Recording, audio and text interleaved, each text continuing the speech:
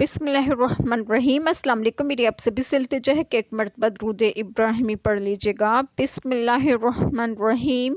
اللہم صلی علی محمد وعلی آل محمد کما صلیت علی ابراہیم وعلی آل ابراہیم انک حمید مجید۔ اللہم بارک علی محمد وعلی آل محمد کما بارکت علی ابراہیم وعلی آل ابراہیم انک حمید مجید۔ بسم اللہ الرحمن الرحیم۔ یہ اللہ کی حدیں ہیں اور جو حکم مانے اللہ اور اللہ کے رسول صلی اللہ علیہ وسلم کا، اللہ اسے باغوں میں لے جائے گا جن کے نیچے نہریں رواں، ہمیشہ ان میں رہیں گے، اور یہی ہے بڑی کامیابی۔